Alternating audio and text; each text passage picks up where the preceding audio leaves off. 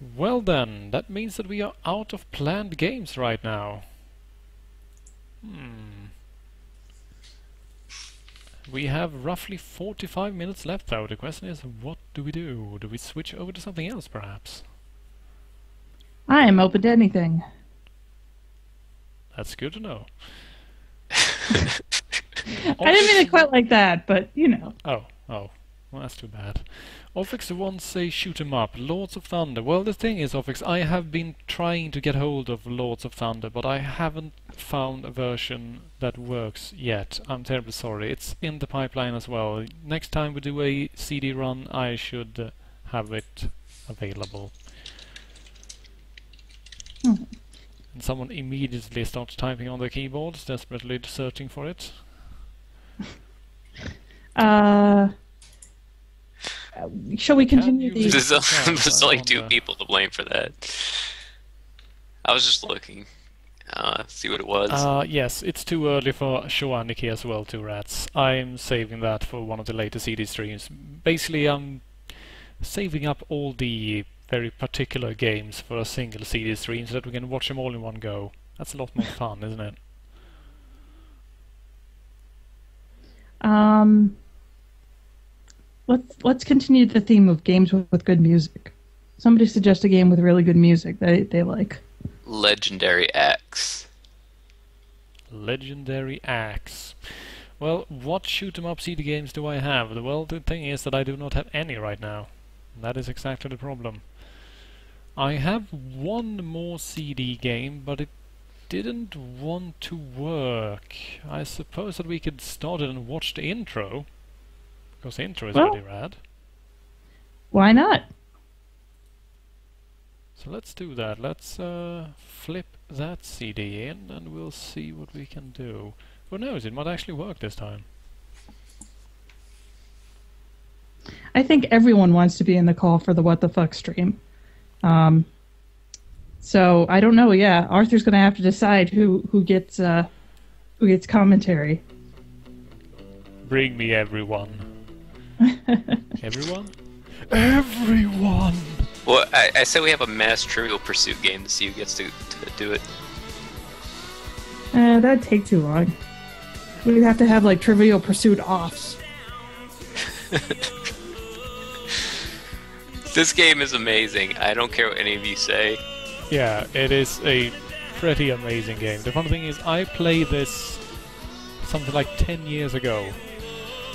Once, for just a couple of minutes. And that's my entire experience with it. I tried to get it to run here in Otake, but immediately as the game starts, it breaks. It just hurt me deep inside, really. Well, Plague, you want to tell us about it at least? Well, up to Arthur. It depends. Like, I mean, I played through the whole game. You are in this town, and there are these enormous ants attacking the town, and absolutely nobody believes you. The mayor of the town does not believe you, even though there's ants attacking the entire town. He's an idiot. So basically, the plot of the game is you go around to different locations on the world map, and it's got a real-time system. You go talk to people, and occasionally you have to fight the ants off. And ultimately, you want to get the mayor to not be retarded and figure out that ants are actually attacking the town, and to call like a citywide emergency, and to get the military on your side. And then you get a plane and you fly to like the ant's nest, and you go down with a flamethrower and you kill the ant queen and you win. Yeah, it is basically a pastiche with a comedic tone on the classic film Them. Yes. And when I say classic film, I mean that it's old. And that's pretty Oh, but it's so good. You gotta love the giant ants. Yeah, they're pretty amazing. What I like most about this game is though it's written by, designed by, and the main theme is by Ken Melville. But it's designed and directed by David Rawdon, who is not mentioned anywhere else. And there you go.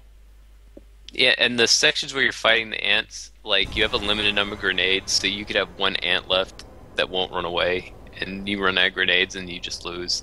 But the upside is that is if you do get hit or killed, whatever, you end up in the hospital. You can either stay in the hospital or you can try to escape from the hospital and grab a wheelchair. And it is probably the funniest part of the game is when you're running away from all the hospital like staff in a wheelchair. If you could get to that part, that would be worth it. Yep. Well, the problem is that the game gets exactly this far. And then it stops. Day one, it never happened. Exactly, it's a more realistic take on the game.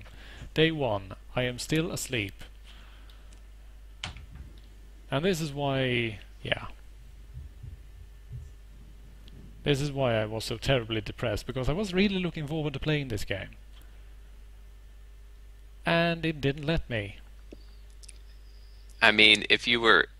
The game can't be that big. You could probably get it working on DOSBox in like 10 minutes. Yeah, probably, but that would mean I would actually have to find the PC version first. It is very hard to escape in the wheelchair. Well, I will make this work somehow. I just don't know how yet. The funny thing is that I have been trying different emulators here, because what Magic Engine refuses to notice that there is a CD in the drive no matter what I do. So I tried Gen 38, I tried Otake, I tried Hugo, I tried TurboGrafx 16. I think I've tried pretty much every single PC Engine emulator out there. And some could find the CDs but couldn't play the games. Some could play the games but didn't get sound. Some got sound but no footage, no video, so that was a bust as well. And it turns out that Otaka was the only one that could actually play the games properly. Does Magic Engine not support like dumps of the ROMs? No, because they claim to be anti-piracy. No. Okay. Yeah. Okay. They are making a commercial emulator for a system they do not have the rights to, that they sell, but they are anti-piracy. End quote. That's definitely something. Yep. And as Ofix mentioned, it is possible to get around that. However, you need to run Magic Enemy through a separate software suite together with some code to actually make it accept ESOs, and that takes a lot of time. And I haven't really had time to read up on that yet. And, well, basically it is supposed to be able to read discs, so to speak. Ofix suggests Demon Tools, but yeah, the thing is, Ofix, Magic Engine does not find the images when I mount them with Demon Tools, and that is exactly the problem. It simply states that there is no CD. Which I think has to do with the fact that Magic Engine still uses the ASPI drivers, which are not available on 64-bit systems. So... welp. I was actually I'm still in pretty the Stone Age. I've got a 32-bit system.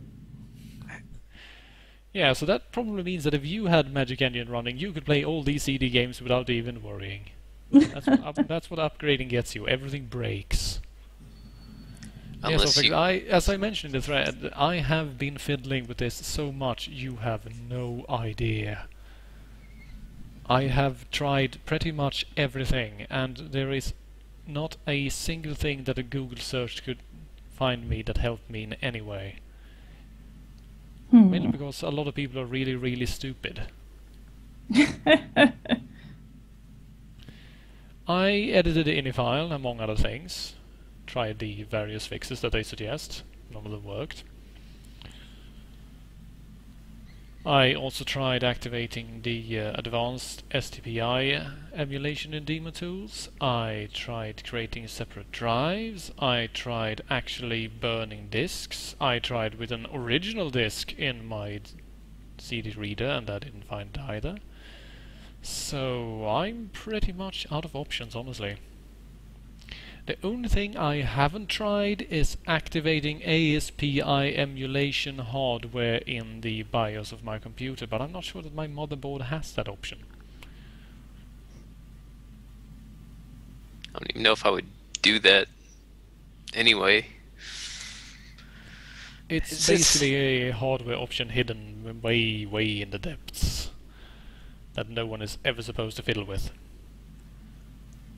Yeah, I tried overclocking my my quad core by just like a little bit, like 100 megahertz. Nothing. Just it wouldn't even boot up anymore. So yeah, I don't know. Yeah, you learn the hard way that nah, Don't mess around that stuff unless you don't know do what you're that. doing. Don't do that. Well, honestly, I think that there will not be much more TurboGrafx today, sadly. So it will be an awfully short stream, but in return, each game got a lot of time for it. Some would say a bit more time than they deserved. Some would say I am never watching this shitty stream again. I wouldn't blame you. So I am simply going to end the TurboGrafx section for today and thank everyone for watching, but I think I'm going to keep streaming. I'm going back to Dead Space 2, and it comes down entirely to whether or not the commentators and everyone else wants to stay and watch. I basically have no idea what I'm doing there, so... That's fine for me. However, my husband keeps trying to call me on the phone in the other room. He's in Mississippi at the moment, so I'm going to take a break and come back. You're very welcome to do so. I just want to see you get to the part with the oxygen and the fire. So I'll hang around, watch you possibly fail miserably at that part. Unless you've already passed it. I probably will. Especially since my mouse is broken so that my right mouse button doesn't actually work properly. Well, that's you don't have like any spare mice around that you just plug in? No, the thing is that I sit so far from my computer that I need a cordless mouse, and this is the only one. The funny thing is that simply by shaking the mouse I can make the laser stop working. Because if I shake the mouse to the right, the laser dies. If I shake it to the left, it starts up again. The Wii mouse. Yep. Well, thank you all those of you who will be leaving now for watching the TurboGrafx part of the stream. I hope you've enjoyed yourself, and I hope you'll be watching again next week. Thank you.